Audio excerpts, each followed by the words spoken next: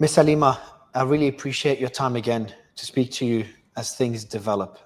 Um, I'm going to go straight into it because I know there's a lot happening.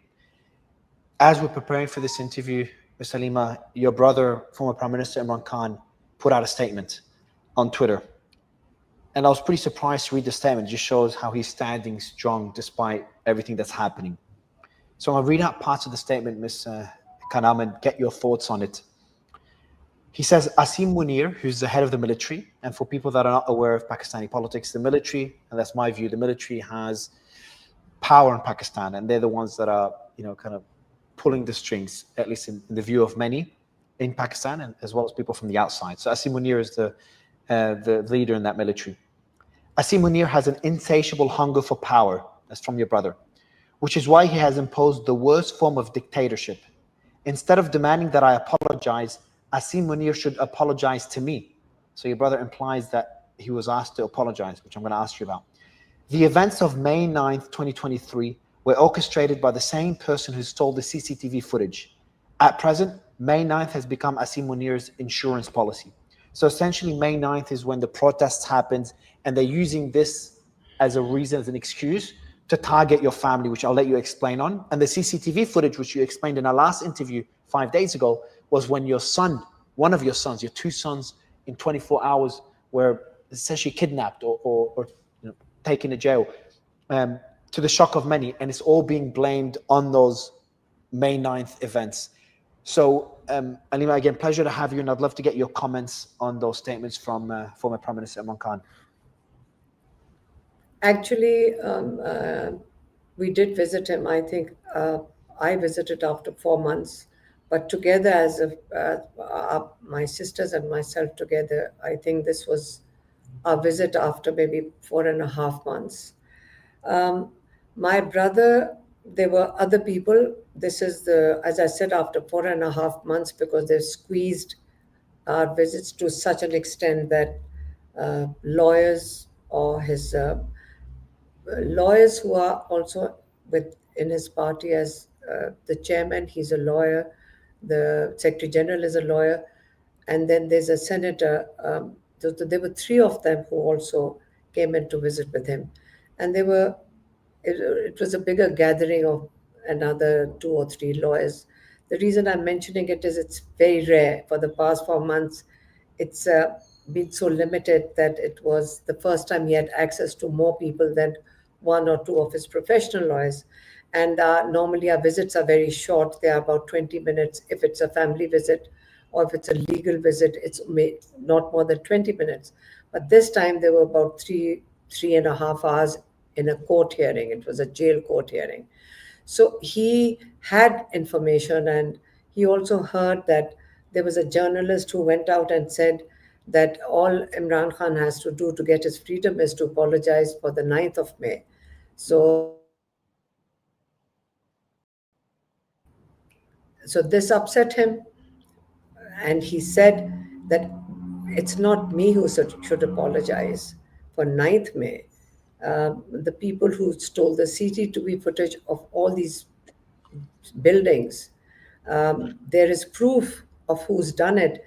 Imran Khan has said for 2 years that it should be, if they should set up a judicial commission, there should be an inquiry. And he said it right after 9th May, that there should be a judicial inquiry. Anybody who's responsible for setting fire to the buildings or whoever attacked the buildings should be investigated with proof, and they should be punished for their crime.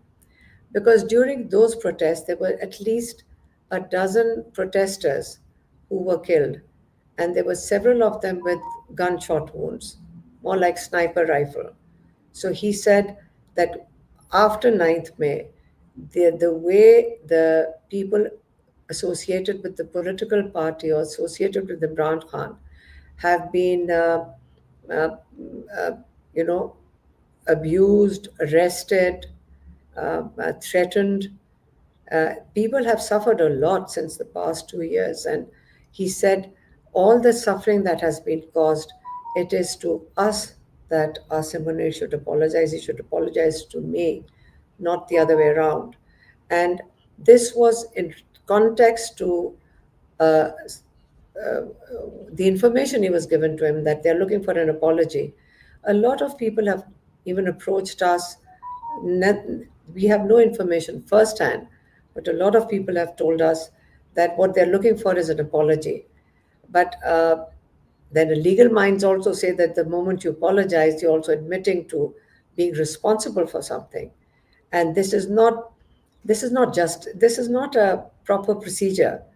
I mean, anybody responsible for any crime should be investigated, be presented, evidence should be presented against them, and that's the proper procedure. So, all anybody's asking for is a proper uh, um, investigation, and And anybody legal due process. anybody who they feel needs to be picked up is added to the ninth May. Ninth May has become sort of it's like a big bowl that you put everybody into. And my sons, when they were picked up, were then added into, which is not possible after 14, 15 months of a crime or whatever is supposed to have been committed. And my elder son, who runs the business, he travels all the time for his triathlons internationally. He has been charged in the ninth May case, uh, and he's been added in what they call a supplementary. All this we've learned during our own visits to the court or whenever we are all charged with. I'm constantly being added to new cases. So so, to that, my brother had said that if the judges had a conscience and if they had done their job, or basically if they'd sort of dispensed with justice as they're supposed to, all this human rights abuse and this all that's been is happening to people would never happen. Because remember, everything that's happening right now is it's got a legal cover, because a judge is handing out convictions without any evidence. They are ordered to hand out convictions. So several of the judges have sort of told people around them, or the information comes out that my family is being threatened, or maybe they're doing it for their job. Some might be just doing it for the compensation they're going to get. But several of them have been under a lot of pressure. There are judges who have given some amazing judgments, and they suddenly became heroes for having stood up where they've refused to hand out sentences which are so blatantly inhuman. So there are better judges. But my brother did send out that message yesterday, that if the lawyers had a conscience, if they were clear about their responsibility to the people, they would have dispensed with justice, and none of us would have suffered this abuse that's being handed out to people. So I think correction when he mentions who stole the CCTV footage, we're not talking about the footage when your sons were, taken into custody. Surprised, because when your sons were taken into custody, they also took all the CCTV footage except one that showed Camera. the armed men. Exactly, one camera showed the armed men taking him into custody. You're referring to what happened on May 9th during the protest. A lot of the CCTV footage were taken by someone to hide in what you view as what really happened that day. Correct? Yeah, I think there's a statement which says that the CCTV footage was stolen. Now, these are government buildings. They have lots and lots of cameras everywhere, CCTV cameras everywhere. And then when it was asked for in court, they said that the CCTV footage is stolen, which is not possible. But all it takes is the CCTV footage and all these public buildings that they claim was burned. Please keep in mind that the only thing that everybody's suffering for the past 2 years is fire set to some buildings. They claim that there was maybe a TV station in Peshawar. There was, I think, it's not the headquarters. In Pindi, there was a little guardhouse which had a little fire in it inside the gate of the military headquarters. It's not inside. I think it's a little guardhouse. Like we really don't know. If you ask that, if you have to see the convictions, and then you have to see what was set on fire. It was a house where the corps commander lived, and things were. There is footage from people's cameras where the things were already broken before people even went in. Now, when you're in a mob situation and somebody says, "Come inside," some of the boys, obviously, in a mob anywhere in the world, if there's a protest, you are invited in. They went in, and they do what young people do. You can see them in the footage. They're breaking things. How does that translate? A few people doing that. How does that translate into 10,000 people being nominated, thousands being put in jail without any trial? At the moment, a lot of them have gotten bail, some serving, being in jail for 13 months, no trial. There are some trials happening right now. And even now, the people who are being convicted, there is no evidence. Maximum evidence that is heard is a policeman. One of the comical ones was in court. The policeman said, well, he was hiding under a table or hiding under a sofa while there was a meeting taking place in my brother's house with his party members in a drawing room, in a lounge, and where he heard a conspiracy being hatched to burn a couple of buildings. So there is no evidence, like, and under those charges, people have been convicted up to 10 years. Just Yes. it's really blatant. Everybody in Pakistan knows it. The judges know it. They are handing out 10-year sentences. Suddenly they pick up somebody, and that person, there's a woman, for example, a person protesting in one of these cities. She's got three young daughters that she supports. She's been sentenced, convicted to 10 years as well. So my brother's concerned while we were sitting there and he was talking, he says, I'm very, very concerned that when uh, injustice is to that extent, when there is no when there's no fairness in how people are being dealt with, I fear people's reaction. If there is no justice being handed out by the courts, and at the moment there is absolutely no confidence in our court system. It is not just people who are fearing it. What's happening because of the fear of the courts being helpless, especially after an amendment where my brothers always said, and the legal fraternity will tell you that the judges are basically now like a government department. It's like a government department. They're not independent as judiciary. So the fear is that what the atmosphere it's created, that one, people are leaving the country. There are at least 2.5 billion people who've left, not because they don't have a job. They fear that they fear for themselves, that there's going to be no justice. People are not setting up companies over here. There's no investment. My brother also said that he's very concerned that no international company is going to come into Pakistan because they don't think they are protected under any law, because there is no faith in the judicial system at the moment. And your So brother that's said something. And your brother said something further. And I want to ask you about Imran Khan's medical situation as well, because a lot of people are concerned. He said, it is not a hybrid system that is in place in our country, but the dictatorship of Asim Munir. That is precisely why President Trump invited him instead of the current Prime Minister, Shehbaz Sharif, Prime Minister Sharif. So what your brother saying is that the person in power, the person pulling all those strings, and I know most people know this already, is the Chief of Army Staff. His name is Asim Munir. Can you tell me more about how much influence, how much power does Asim Munir have? That's the first question. And the second one is there some sort of settlement? Because if he has that much influence, he has that much power over the judicial system, forcing the cause to give out those sentences that just don't make sense when there's no evidence, hiding evidence like CCTV footage and all the other allegations.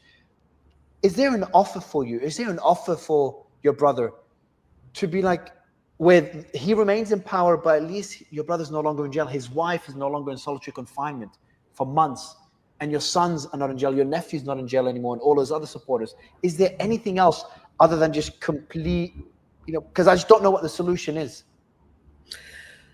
Um, I know what you're saying. A lot of people, this is a discussion many people have with us. But one of the things was that what the offer is had is, first of all, it was to leave the country. Remember, we do not have any direct offers as a family. Nothing has come to us direct. It's indirect. Somebody comes and mentions it. Somebody's, like, not even a direct message, but Imran Khan has an opportunity. He can leave the country in the beginning. Right in the beginning, it was like he's free to leave the country. And my brother said, "Why should I leave the country?" So then the other sound bites we were getting, and my brother got them too, was that he should apologize. He said, "What am I supposed to apologize for? I've always said that there should be a due process. It should be followed, and whoever is responsible should face the consequences." But why is my brother supposed to apologize? At the time, on 9th May, when there was protests and there were a few buildings that burned, Imran Khan was in jail. That's the day he was arrested, and he was in jail for the next few days. Do keep in mind, when my brother was arrested, he was abducted, because it cannot be termed as an arrest, because he was in the court. He was in the court, and in court you do not arrest people. He was already there for some bail for petition, and he was getting his biometrics done. When they smashed the glass, if these protesters are being accused for smashing the windows in one place, in one location, so how can rangers come in and smash the windows? They smashed the place, and they basically abducted him, because when he was presented in the Supreme Court, the Chief Justice said that he was illegally uh, abducted, because it cannot be called termed arrest, because rangers do not are not the ones who are supposed to arrest anyone. So that was an illegal act. And so the Supreme Court asked that he be um, released. So the thing is that when you say what is in Pakistan right now, please do remember that on the 8th of February, after all that happened to Imran Khan and his party, uh, after this 9th May, they took away his party symbol.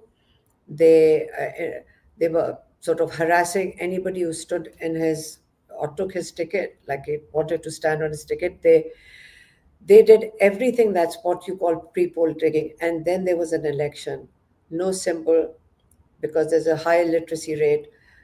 There was people were sort of could not campaign, no campaign at all. There was absolutely, if you came out, you got arrested. So under all those circumstances, how did Imran Khan get a two-thirds majority? This is a fact. This is not a allegation anybody's making against the interim government. It is a fact. Everybody in Pakistan knows it. So if all that happened, it is not because of 9th May that all this is happening. It is because it is not Imran Khan they fear. It is the voice of the people they fear, because the people have decided that Imran Khan is their voice. And right now, after 2 years in prison, in jail, they thought if they made life difficult for him, he will he will give up, and he'll agree to the terms they're giving him, which is the offer is that we'll release you, but just keep quiet, accept the status quo, basically. Would His you would wife you be has open been to that? would you be open for that, considering how far they've gone? Even though it doesn't seem right, even though I think it's horrible, even though I'm a believer in democracy, I live in I come from a democracy, I lived in Australia. If isn't it better for your family, for your kids, for your nephew, for your brother, for his wife, for his supporters, to accept the status quo where it's just not the best for Pakistan, not the best for Pakistani people, but maybe best for you, him, and your family? Actually, it's not about the family. My brother's wife, she's been, first she was house arrested, then they put her in prison. And my brother has repeatedly said the reason his wife is in jail is because they are putting pressure, they're making life difficult for her in jail so that she puts pressure on him. And he repeatedly said, in fact, this time he told us, he says, you go out and say they can put all my family in jail. Where my sister said, you want, I'm not sure that you want to send all of us to. He says, yeah, you can put all my family in jail. I will not move Wow. away from my principled stand that he's standing for the rule of law. He's standing for Pakistan. That's his decision. He's only in jail. They want him to come out on terms for himself personally, and he's saying he wants, his demand is very clear: for rule of law, independent judiciary. He expects independent media. He expects to have a democratic process of fair and free elections. So he says without that, there is, Pakistan is, forget about developing. He says we are going to be in, the future is not good for the youth of this country. And he's fighting So for that. what is he trying to achieve? I understand he said rule of law, but how? Because if he keeps fighting, he's in jail.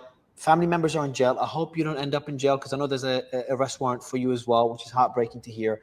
Um, how far can you guys fight? I support the cause, and I've been supporting the cause for a long time because I'm a believer in democracy. But my heart's starting to go out to your two sons, one I know, yourself, and obviously Imran Khan, his wife, and his supporters, and your nephew. Mario, so many people have been incarcerated in jail. So many innocent people. I mean, bread earners for their families. And they come out of jail. If you see them or you hear them, uh, it's, I think we are doing very little compared to what others are willing to do. You see what, uh, okay, because I'm speaking to you, and it's an international, in Pakistan, people would understand better. What Imran Khan, the role Imran Khan has played, and we are so proud of him. And we feel honored to be related to him, is that he actually has awakened the people. He has taught the young generation that they have a right in this country. He's taught them that you have a right. It's your right to stand up and ask. You have to stand up and ask for your right. Then he said you've got to fight for your rights. He said you will never be handed over your right, your rightful place in this country unless you do not fight for it. He says nobody's going to give it to you. You have to fight for it. And you are not to be used. You're not to be abused. You should not accept that you should be abused. It's a very, what he's done is he's educated the young people, he's educated people, he's taught them. And what I've seen, he's in jail, but I'll tell you what I've seen. People are so aware in Pakistan. The young children are aware now. It's a highly, it's not politicized, very aware people. They've watched how the judiciary is behaving, they are following the judges, they are following every step of the way. They're following how the systems in Pakistan are being dismantled. You speak to journalists, they are telling you. I mean, you should speak to, they openly tell you that we get a notice, the anchors, they get a notice, today you're not allowed to speak on this topic, full stop. They get a message. The channels are sent messages. We do not want anybody to talk on this topic. There should be no photographs of this person. This will not receive any coverage. You will not speak on. They are given instructions on a daily basis from the government. That's suppression of no information to the media. But the change that the reason Pakistan is a thriving and an aware society and willing to stand for their rights is because of social media. So social media has become a voice of the people. And when you say that Imran Khan, everybody only says one thing. I hope Imran Khan is not going to give up. I hope Imran Khan keeps standing for us. So as far as our family is concerned, it's a very small contribution where if we can stand strong, basically they want we will stand with our brother. He's stood up for his country. What do we have to lose? I told somebody, I said, at this age, life doesn't have that much of a meaning. So if you leave this world, if you die, if you leave this world, at least there was a meaning to it, and you died for a purpose. It's to that extent. People have threatened us. They said, I mean, they warned us that, you know, you could be driving down the road. It's not that they're going to kill you with a bullet, but there'll be a car accident and you'll die. I said, well, being a Muslim, you have to have faith that the time of death is written, and when it's going to happen, it's going to happen. And that's what Imran Khan says. He says, listen, my life is not in Asim Munir's hand. My life is in Allah's hands. And but I will not, at this point in my life, give up what I really believe in. He says it's very important to stand up for a principle, and that's how it is. It's not about saving his life. He believes that you give up your life for a principle. You give up your life for something you believe in. I've seen those same values when I interviewed and met his two sons, Sulaiman and Qasim Khan. He's kind of passed on those same values to them as his children. I do want to mention something else that's also heartbreaking that I read in his statement a few hours ago about his wife, Bushra Bibi. He said, for the past 8 months, my wife, Bushra Bibi, has also been held in solitary confinement. Such treatment of women is unprecedented in the history of Pakistan, not even under Yahya Khan. Faisal Vauda, who acts as a mouthpiece of the establishment, issued statements that Bushra Bibi would seek separation from me. So that was a member of the establishment, of the military, of the government, saying that his wife would seek separation from Imran Khan, which is, if true, is such a cruel thing to do. She was pressured to do so, but she stood firmly by my side. It's just sad to hear his wife, who's in solitary confinement for months, I think it was like 4 months, is still standing by her husband's side. She's got the same courage as you do.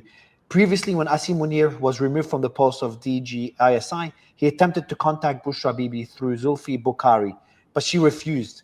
That is why she's being subjected to such cruel treatment today. So essentially, the leader of the military establishment tried to reach out to Imran Khan's wife, which I assume for the purpose of pressuring Imran Khan to apologize or to yield, but she refused. And that is, Imran Khan is saying this is the reason she's in jail. That is why she's being subjected to such cruel treatment today, solitary confinement. She's kept in solitary confinement under deplorable conditions, where she has suffered electric shocks and physical wound to a woman, Yeah, to his wife. yeah, She's because provided polluted water to use. Every form of cruelty is being inflicted upon her. yeah, you see, uh, they've both been in solitary confinement for the past 4 or 5 months. So they meet once a week, like when there's a family meeting, or they should be allowed meetings twice a week, which they haven't been for the past 4 months. As I said, this is being done so that it puts pressure on him to give up on what he believes in. That's why he's saying, that's why they're increasing the pressure. They're increasing the pressure so that he breaks, basically. And this is why he's saying that if everybody's put in behind bars, then they pick up my other nephew, who's charged and convicted for 10 years in a military court. He's been in prison for 2 years as well. Under So harsh conditions as well. he said the military jail was really bad. Now they're in the regular jail, and they're happier, I mean, comparatively, I mean, it's a jail, but they are, when you say happier, because that was very tough, because they were subjected to some serious, you would say, torture. It was like actually what they, like mental torture, like they were put in solitary confinement for a couple of weeks. People were like, they came out very disturbed after the military confinement, but in jail they are much better. But as far as Imran Khan and Bushra are concerned, like when we met them yesterday, so people ask us, how did they look? Like, how did they appear? Were they better? It's very important for people, for the public, when they want descriptions, because there's no picture allowed. Nobody can see them. So I said, well, they were fine. They were both looking well. When I say well, considering what they're going through, they're very strong. Like my brother said, I'm stronger, but she's a woman. But I would say that she was also looking well. Her daughter and her sister in law were there with us. And I would say that they were both looking, I mean, they have been strong in what they're putting up with. Let's put it that way. I mean, they're not going to break. Let's put it that. Did they? I will I add know to it sounds that. like a silly, might be a silly question, but I'm just curious. Did you, when you say they don't break, they don't, like, I just can't imagine, like, when I read this about Bushra, I just imagined if that happened to me and my girlfriend, if that happens to my, I wouldn't even describe the feelings I would go through. It's just heartbreaking when they hurt the people close to you. Or if I never even imagined my brother facing the same thing. Did they cry? How were they when they met? How were they on a personal level? No, actually, I think there was an exposed wire on which he got a electric shock, because it's been raining and there's water in the room, from what I understood. So that I think that's where you get an electric shock from an exposed wire. But they otherwise it's not. It's like solitary confinement is solitary confinement. It's tough. When their television is turned off, when there was no newspaper. But when we went yesterday, my brother had newspaper, but they restarted it, I think, and Bushra had her TV, so she had television, and my brother had newspaper. So it improves, I think. Maybe it didn't work. Maybe they tried it they allowed us to go in yesterday, but when my brother's statement came out, uh, they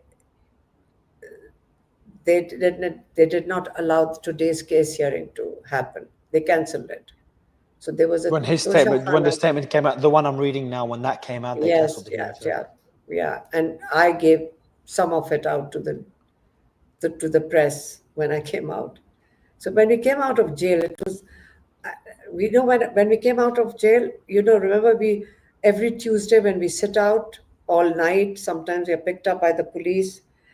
So a lot of people join us for the protest. But when we came out of, we were actually surprised when we were allowed to go in. But we were like really surprised. I said, what why happened? did they Why are do we? that? Why do you think they allowed you in? We asked the lawyer, I said, what happened today? Because we're just so used to sitting out in 40-degree temperature till all night, till late evening, till the police sort of uh, baton charges the people who are around, or they pick us up and drop us out in the middle of nowhere. So we were really surprised. So we asked the lawyer, what do you think happened? He said that when we went Supreme Court for Imran Khan's bail hearing, uh, the lawyer had approached the Chief Justice for access. Like, we have so many petitions, and the family, the lawyers, nobody's being allowed to meet Imran Khan. So that he thought that the Chief Justice had ensured that we were given access, and the petitions that where the court has given rulings that we should be allowed to meet should happen. So we can only speculate, but we were allowed. And three of his political lawyers were also allowed to come in. Remember, Do you think there's fractures within the military establishment where some are standing up to the request by Asim Munir and his close circle, where there's some people standing up against what they see as lawfare and standing up for Imran Khan. Do you think there is those fractures or not really? Of course. I mean, remember when somebody 70% of the military voted for Imran Khan. Of course, I mean he's a loved person. Everybody loves him. I mean, I'm not talking about following him. This is not cult. People love him. They feel he's their own. When we meet people, they cry for him. The police, the military, everybody. So it is not everybody knows he's innocent. Of course he's not a corrupt man. They know he's being put in behind bars because he's standing up for the people. So why would they not be with him? So if one person wants to rule the country for another 10 years, uh, you see, this is not the 70s and this is not the 80s. What he cannot get a grasp of, and I'm telling you, this is not just in Pakistan, this is an international phenomena. What then people are, the older generation, when I say older, I mean anybody over 30 by now. Anybody over 30 is old. What people are not get, what they are not, and if you use the code book of the 60s or 70s, where you could do all this and use the television for propaganda, there's a generation, no, I think there's a species change right now. People, the younger generation is independent on they get their own information, they do their own assessments. They are free of all this, they're free of propaganda. They are not buying into this. So if you use an old script in current times, what they are frustrated about is that they don't understand why it's not working. You know what I'm saying? It's Yes, not yes. working. They don't have that level of control they used to before. The same strategies of censorship and influencing people's the information that people get and how they interpret it is no longer working because of So what they're X and frightening. other social media platforms are doing. Yeah, so like you're sitting here and I'm talking to you. You're fine, you're safe. When I'm talking to you, most probably I'm setting myself up to be picked up. This is how, and It's so they just scary. It's so comprehend it. scary. No, no, no. I'm telling you, you reach a point and you know you're doing it for something very important for Pakistan. I'm telling you, you don't have fear. I don't have fear. People around us don't have fear. It's not just me. If you see the courage of the young people when they've been in jail, breadwinners for their families, they come out, and when they come out and say they can put us back in jail, but we will fight for our rights, it is it sort of lifts you up. It's reassuring that what you're fighting for is very important. My brother stands for it. If he can do what he's doing, what we do, or we give a little contribution, it's very little. He is the one who's leading, and when he shows courage, ours is a very small effort compared to what he's doing. But the generational change, I'm telling you, the only problem that the old script is facing and the ones who are trying to implement it is that they cannot comprehend the younger generation. If they really understood how the mind right now is of, and we are 50% young, 50% of our country is young, and the women, young people respond to their mothers a lot. You know how it is. So when a mother comes out, the child gets courage, and there are women out now, and the mothers are leading. So when a mother steps out, when the women step out, it's a time for change. And there are women who are being sentenced to 10 years in prison. You should see how courageous the women are. You should see when the women come out. You should see when the young people come out. It's incredible. If you tell me, if you tell somebody like Imran Khan, you give up on their hope, it's impossible. It's impossible. Like I just imagine, like when as you said, I'm sitting here, an Australian citizen in Dubai. I'm obviously very safe, and there's people that are doing the same thing as me, speaking up and having discussions like this in Pakistan, that are just being targeted on a regular basis. I've heard some journalists get beaten up, just being kidnapped from their family. It speaks to the courage, but also the point that you made, and this is maybe a message that I could say, a humble message from me to Asim Munir and everyone else in the government. For anyone that's watching, is I've had discussions like I'm having with you, with for example, Brazil, Eduardo Bolsonaro, the son of former president there, and I've done the same thing in the Middle East, including earlier today. And one thing I've learned as someone very active on X, probably the largest show on X, is that that's what I do on a daily basis. And I've seen the power of social media. So my message to them would be, and I mean this again very humbly as someone as non-Pakistani, just observing what's happening. I promise you, if the more you continue doing this, it's like you're filling a bucket with boiling water. And what I've seen happen in other countries in recent years, it gets to a stage where it could be too late and it just blows up in their face and it could be a lot worse for them. They cannot keep doing this forever. I genuinely hope, for the sake of Pakistan, again, it's me observing, and obviously for your sake and that of your family and your brother, that they change strategy. They don't continue trying to control the narrative through mainstream media. They don't try to continue coercion and techniques like they've done with you and your family. And they try to listen to the people and try to at least find some sort of middle ground. Does not mean yield power, but it means at least change strategy. That would be my humble kind of comment on the matter, because I've seen this happen time and time again, and it does not work well. Whether it's now or in 5 years or 10 years, probably 5 years, it does not work. And considering how courageous you and your family are, it's incredible. It just makes the situation even harder. And I think the Pakistani people are speaking up about this, and we're seeing this on the ground. Despite everything they're trying, you had, what, 2/3 votes, despite all the censorship that happened. The amount of support, Pakistanis around the world, anyone I speak to in Pakistan, there's a lot of Pakistanis here in Dubai. When I travel around the world, a lot of Pakistanis that live abroad. I haven't met one person when I say, oh, Imran Khan, or they might remember me from the interview with Imran Khan or his sons. I haven't met one person who didn't like Prime Minister Imran Khan. I've said this to a lot of people over the years, Aleema. In every country, people are politically divided. I have not met one person, not one, in my life, including people that work in the government right now, that I've talked to on a business level. Not one person does not like Imran Khan. And that is a risk for the government if they don't change strategy. I do want to read another comment from your brother about how the family's been. Yeah, go ahead. Sorry.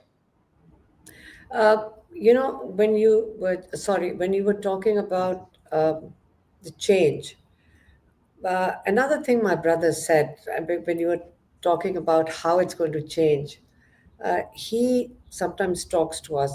I mean, I haven't said this on media, but when you talk about how things are going to change, he said sometimes when a system is so decayed, it has to, disruption is important. It has to sort of go, sort of dismantle completely before a new system can be rebuilt. When you leave something in the middle, it's not going to bring the change. So right now, when your judicial system is absolutely, it's so bad right now that in Pakistan the lawyers say, are we even needed in a court? The lawyers come back sometimes and say, the judge is sitting there, it's written on his face that when he gets an order, he'll read it out. The judge is sitting there without asking a single question, or some judges have interaction with the lawyers. They ask them, no, explain that. You'll have to clarify that.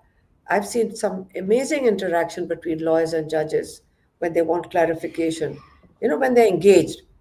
And I've also seen when we can know in a minute, the judge has, so the lawyers are talking about, there's this law says, he's sitting and he gives out a conviction.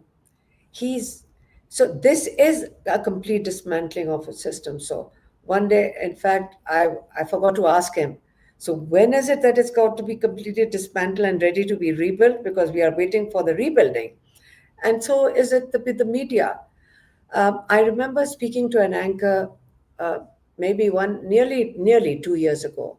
And I said, when Arshad Sharif, which is nearly 2 years ago. He was shot dead in Kenya. And I spoke to a couple of anchors, and I said, I mean, they host some very watched TV programs, like highly respected anchors.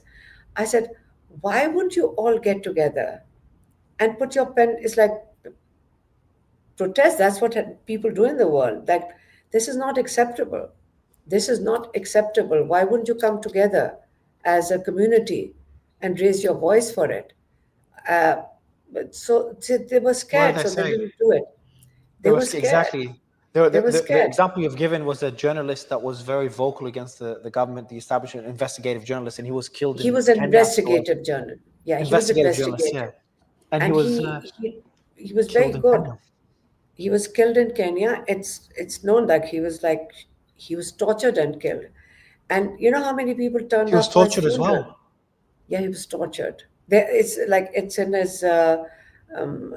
his forensic report, his autopsy. He was tortured, and and you know how many people turned up for his funeral? It's 500,000. Wow.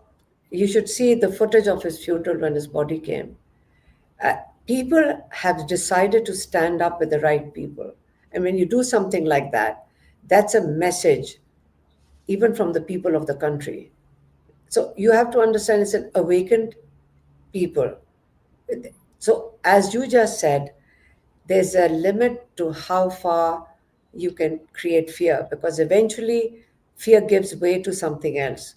If you look at people, they are they've gone past the fear, and what's happening is with Imran Khan sitting in prison, it's giving people courage. And there have been threats that he's going to be killed in jail. It's the way they did it in Egypt. You know, you put somebody in bars, you make sure he's forgotten in a couple of years. So the idea of sort of putting Imran Khan away, no sound, no voice, nothing, no meetings. So yesterday, when we came out of Adiala, even we were taken aback. There were hundreds of people outside, and they were celebrating. And I turned to my cousin and said, what's happening outside? What happened? Like, we've just come out from jail. So why are they, what's the celebration? He's my brother's still in jail. You know what they were celebrating? We are so happy that the family was able to meet him. They were you should see the footage. They I couldn't do a I had to talk to the press because the press is waiting for the what we have to say. I, it took 1 hour because they were just celebrating. And I couldn't get to talk to the press till 1 hour. What were they celebrating? And I stopped some people and said, what are you celebrating, Imran Khan? He says, we met you. You met him. The family met him. And I smiled, and they said, the best thing that's happened is we've seen you smile. That means Imran Khan must be in good health. That is how important it is that when we come out, first thing they want to know is he okay? Is he healthy? So I did come and tell the press that we asked him, as he says, something wrong with your eye. He said, no, I had it sort of blurred up once. So my sister says, you have to be seen by a doctor. No, no, no, it's okay. So he coughed, and my sister, who's a doctor, said, you coughed. He says, now don't get on my case. I'm fine. And my sister saying, no, I think you coughed. So he says, I'm absolutely okay. He says, no, I don't think you should get yourself checked up. He said, no, I'm fine. So what I'm saying is, it's that important for us. Obviously, we react normally as a family would, but people, they want to know exactly how he looked. They're desperate to see a picture. They just want to know he's okay, and they're coming to a point, they're saying enough is enough. So people are coming to a point. Enough is enough. It's looking ridiculous. I would be concerned, like when you said about international community, and I don't want to get into that international community thing. But when countries talk about human rights, like it's like you're fast losing their moral high ground when you talk about democracy and human rights for other countries. Like, it should be based on people to people contact. Governments, if they think they're democratic, should respond to the people of the other country. Now, if it was in earlier times, maybe in the 60s, 70s, it's limited information. But right now, current times, it's not just Pakistan which is changing, and I'm sure you're noticing it as well. You're in the uh, on social media, but the change is coming across the world, and the change is that we want humanity. It's a good change. You see people responding to bad things happening because of social media, because independence of people having a right to think for themselves. You People like you are offering that opportunity. So if a wrong thing is happening, it is so nice to see. It's heartening to see people responding to each other across the world. That's humanity. You would think that humanity is lost. It's not lost. It's so if governments have to start thinking along the lines of what their people want, that's democracy. And people really uh, good to see. It's uh, it lifts your spirits when you say across the world people are responding to each other directly. Governments have to redefine themselves. Governments should not say this is a national interest when the people of that country don't think it is their interest. So there's a difference between what national interest is and what people's interest are. It's changing. There is a divide in many societies right now. Agree, agree. Another question I have for you is: was there a message by Imran Khan to his sons when you met him? Because I know his sons wanted to try to come to Pakistan, but they're not getting the visa. Was there Well, anything that he asked you to pass to them? no, he asked, so what about the boys? When are they coming? I said, well, they have applied in the embassy and they are not giving a visa. So he shook his head. I said, well, I don't want him to think. I said, no, we are not giving up. Uh, we'll fight for it. We'll fight for them to have a right to come to Pakistan, and the boys, and we'll do whatever we can, because yeah, he was I hope, disappointed. I hope, I He hope one day he didn't look can happy. No, no, we have to fight for it because he really wants to. He really wants to see see them. them. He was looking forward to it. He wants to see them. And so well, I didn't say it's not going to happen. I said, no, no, no, we are going to fight for it. And they're going to go and sit outside the London embassy and we're going to make sure they get the visa. So we have to do something. It's not right that they're not giving them the visa. And maybe somebody asked me, do you think they abducted your sons to frighten Suleiman and Qasim? I said, Suleiman Hmm. and Qasim are not scared. They're British They're citizens. They're not. not going to They're be. British citizen, and they're trying to get. That's why I think somebody else said that. That's why the embassy is not giving them. The Pakistan High Commission is not giving them a visa on their British passport, and Because they can't do, if they come, they can't do anything about it. This is the risk. so Because then, so yeah, if they come on the NICOP, then they can't. But because if they come on a visa on their British passport, then they get consular service over here. So that's why they're not giving them a visa. But we are hoping that we can raise our voice. The boys will be back in London soon, and they will come and visit. I hope he gets to see their interview. I know they've done one with Pierce as well. I think he'll be so proud. I think he'll be so proud seeing how his boys have really stepped up. I want to ask you another question. Is there is an arrest warrant against you as well? I know we've talked about it before. Why haven't they arrested you? I know it's a silly, like some people might see as a weird question, but they've arrested the sons, your nephews, your brother. You and your two sisters have not been arrested. Why do you think that is? What is their strategy? What's going on in their mind? Because you're extremely vocal. You're the strongest voice right now. You see, the only voice I'm raising is for my brother. I have to come out and give his message. Another reason is that people trust the family with the message. It's how it's sort of evolved itself, that they want the family to bring the message out from him. So he gives, and there's a lot that other people might not say, uh, because of how difficult it is to, like they won't say certain things. So we have to do that. That's why I've got all these cases on me. But I have a arrest warrant, and I chose not to get a bail on this one, because if I get a bail on this one, they'll put me in another case. There are 80 cases, so they can put me in any case. So I chose How not many to have it. cases? 80. I'm nominated in 70 or 80 cases. And most of them are that I brought, that the criminal charges are that I gave a message from my brother in which he said, like to come out in a rally or something on a date. That resulted in XYZ. So, and I'm basically they're shooting the So, messenger. but why they haven't arrested you yet? You think so they can, quiet Yeah, silence because the messenger? I said I'm going around with they will.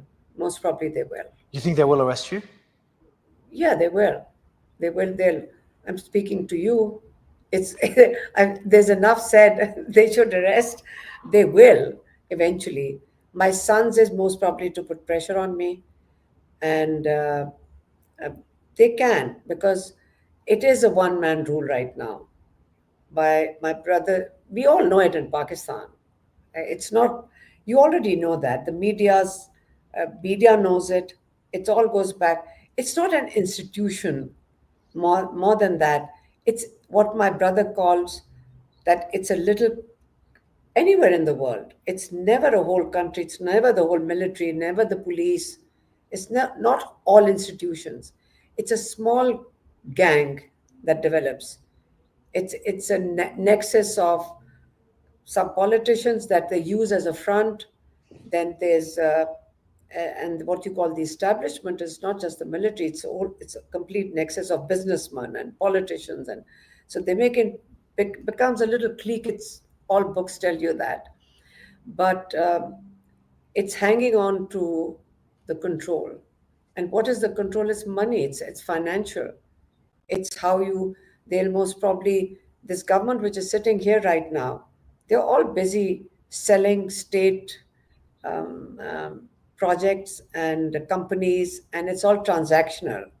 So this is like one big company trying to control a country. So it will not last. It is Um, what you are saying is happening. What you said, that when things start the boiling, boiling water is reaching a certain it level is where it explodes in their it face. you see, you don't know when it's going to happen. You should see what people are saying on the streets. Hear the people. They're not listening to the people. A gun is not going to work when you start abusing people to that level. When economically they're suffering right now. Economics, you need business. You don't live off debt. But what does it mean when you say 2.5 million people leave the country? 2.5 million people in 3 years. Why are they leaving? So things are moving in a direction, and I think it's positive. It's positive because people are aware. Unless people are not ready for change, change will not happen. Change only happens when they're ready for the change, and that is very important in Pakistan. In earlier times, maybe even 4 years ago, people accepted status quo. People accepted that this is their lot. But no, not now. Things had to be that bad for people to uh, now need the change. Now they're saying we want change. This is not sustainable. So we have to continue with what. If this is the last message, it's okay. But the thing is, we have to continue. Tomorrow's my son's hearing in court. They're going to present one of my sons in court because he's on remand with the police. So Is if that they don't, Sharez or Shoshan? Shirshah's tomorrow, and my other son is on the 30th. Um, my brother's case was cancelled. Bushra and this case that was in court is in jail court is Bushra and his wife and Imran Khan, and then he's only in jail for one bail hearing, which that judge won't give a hearing date for the past 4 or 5 months. So the moment that case comes into court, the judge has to give a bail. So there's only one case. So they are in a hurry in jail court to give to convict them, so that they should convict them first and then they get a bail. So they keep rolling over cases for, but we are not going to have him stay in jail for that long. Last two questions, Miss Aleema. First, in the post that your brother put out earlier today, he said a grand rally will be held in Peshawar against the ongoing oppression and fascism across the country, the date of which will be announced by the party. So, first, isn't that the first time in a long time that he calls for protests, or he's done that before? He's called for it. He's already said that in August, in the beginning of July, he said, you've got to go towards a movement. You've got to basically protest, like go out for a movement. So there've been more arrests since then, but this time he's called it in Peshawar, which is PTI's government in Peshawar, in that province, in what they call the Khyber Pakhtunkhwa province, and So this Peshawar is the month, capital. he said this month, so it'll be in the next few days. You're expecting a big rally in Peshawar? Next month. No, he Oh, said next month. Okay. next month, in I think September, in a few weeks' time.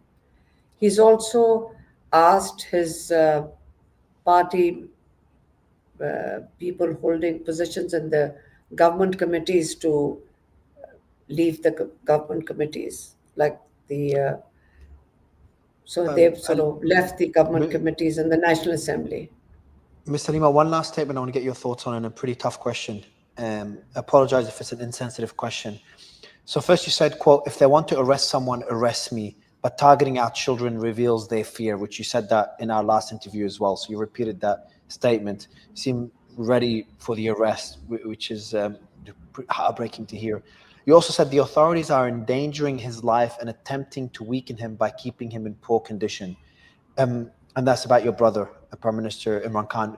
My question to you, Ms. Aleema, is, are you worried they could do what happens in Egypt and they could try to harm him, or, I'll be direct, kill him? They've already he's had two assassination attempts on him. One in which he had 3 bullet wounds and 2 shrapnels in his leg. So well, as he said, Allah gave him. I mean, he lived to tell us the tale. That was one attempt. There was one attempt there was going to be an attempt in the judicial complex. They've done it in his helicopter, and somebody told us that there've been another couple of attempts. So he's aware of that. He's aware of the fact that it could. Why would they want him alive? Like, they've done it before. Why wouldn't they do it now? But the only difference is that they thought the fear of death in jail might sort of encourage him to come out on their terms.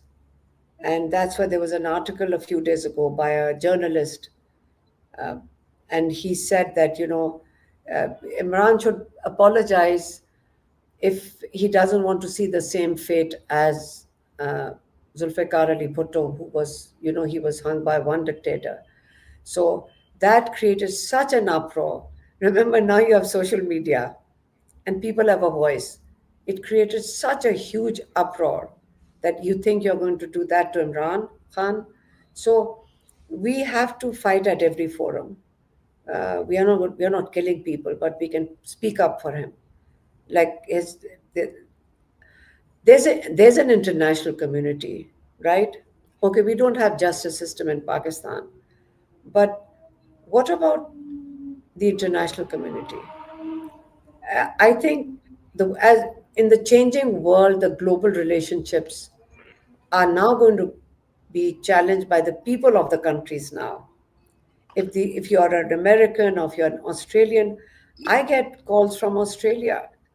I've got people who've sort of written to me from Australia that we feel really bad because you're a country which are part of our Commonwealth, and I forgot that. I said, suddenly I remembered. I said, yes, Pakistan is a member of Commonwealth. And if you look at the charter of the Commonwealth countries, so what are the main points in the charter? It is democracy, it is rule of law, and it's human rights. So when a country doesn't follow, if there's a dictatorship, at what point do Commonwealth countries come together to raise their voice for the people of that country? Isn't that the whole idea of when you become part of a community? So Britain leads the Commonwealth, correct? But I have never seen a British government or Australian government say that we do feel that the right of the people, which is the common of common Value. values of the charter, the common values of the charter, if the three main points are not being followed by a country, uh, the other member countries should be raising their voice. So, is there any point in all these UN, and is there any point in having commonwealths? Yes, I think the where they have come together and formed a forum like BRICS, or the 20 G2, the G20 and the G20. G9 or whatever, those are working. You know why? Because those are economic, it's based on economic cooperation. But when it comes to human rights, when it comes to rule of law, when it comes to democracy, we don't see that seems to be something that motivates people or countries to support each other. That when we talk about democracy, most of the developed countries have talked about democracies in other countries for a long time, and human rights. I remember hearing about women's rights in Afghanistan or education in Afghanistan. That's the easy part, right? So what about Pakistan? How come nobody talks about the abuse of women? 100,000 homes broken into, women abused, children abused. How come after 100,000 homes broken into, women put behind bars, innocent, poor victims in jail, political victimization to this extent? So you do wonder, why wouldn't they talk about human rights? But we do respond to cooperation, economic cooperation. But we understand mines and minerals. We Mm. understand where there's an opportunity. So why shouldn't everybody say that, listen, we have to go by our business up. We have to look after our own people. We are interested in when we get a good deal. And it's much nicer, to be honest, to tell you the truth, for governments to be honest. That's why I said it might have been disheartening when people give us their foreign policy or national interest when governments talk about it. But what social media has done is connected the world together. And now you see people to people contact. People have gone direct with each other, and they are now going to be rewriting what foreign policy is. And that is the better future in the world. I believe in it. Not in our lifetime, but in your lifetime, you'll see a better world. And you people are playing a catalyst role in making that happen. I cannot agree more with your latest statement, and I hope we continue seeing the pressure. We know Amnesty International put out a statement saying that the what happened to your two sons last week, it was an unlawful abduction, and they called it as part of a political witch hunt against you and your family. So the world is watching, and I hope we see more pressure from the world. Also, we see some sort of resolution, peaceful resolution to the matter, that hopefully ends this what I see as a political witch hunt. So, Ms. Aleema, I hope won't be your last interview. I know you've got an arrest warrant, but I really hope you continue speaking out, you continue doing interviews, and we see some sense in those that are seeking your arrest. Also, wish you all the best with your court hearings for your two sons, and my well wishes to Prime Minister Imran Khan and his wife when it comes to their health, and your nephew as well. I really appreciate your time again, and I hope to be able to speak to you again under better circumstances. Thank you. Thanks a lot, Thank you Mario. so much. Thanks for having me. Thank Good you. night. Good night, Ms. Aleema. Thank you.